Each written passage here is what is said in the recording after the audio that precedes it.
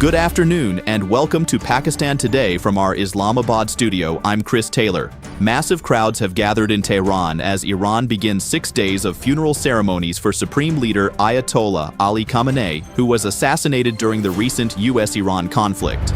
Mourners dressed in black filled the Grand Mosala, waving red flags and chanting anti-US and anti-Israel slogans in what authorities described as a demonstration of national unity and resilience. Iranian officials expect more than 10 million people to participate in the ceremonies across the capital. Foreign dignitaries and senior government officials have also joined tribute events ahead of Khamenei's final burial later this week. Iranian President Masoud Pezeshkian says the massive turnout at the funeral demonstrates the greatness, dignity, and strength of the late supreme leader.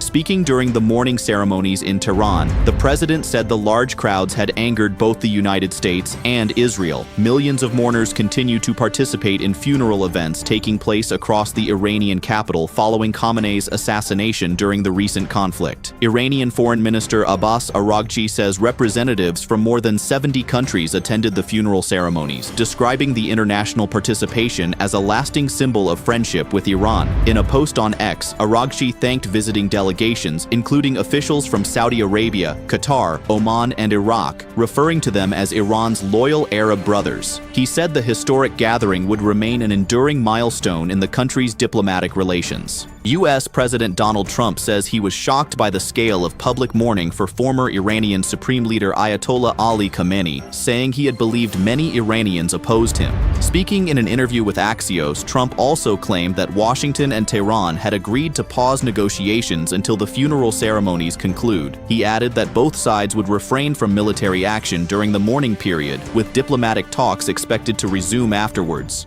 Prime Minister Shehbaz Sharif says Pakistan is honored to have played a key mediating role in helping secure a truce between the United States and Iran.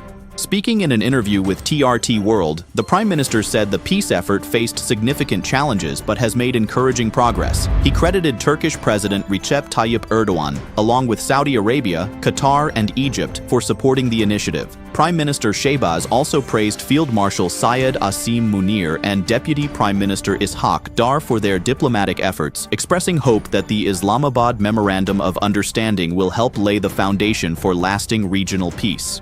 Meanwhile, Prime Minister Shehbaz Sharif has reaffirmed the close partnership between Pakistan and Turkey, describing the two nations as two hearts with one soul. Speaking alongside President Recep Tayyip Erdogan during a joint press conference in Istanbul, the Prime Minister said both countries had agreed to strengthen cooperation in trade, investment, and industry, with a target of reaching $5 billion in bilateral trade. He also thanked Turkey for its continued support on the Kashmir issue and Pakistan's efforts to promote regional peace, expressing confidence that the expanding partnership would open a new chapter of economic and strategic cooperation.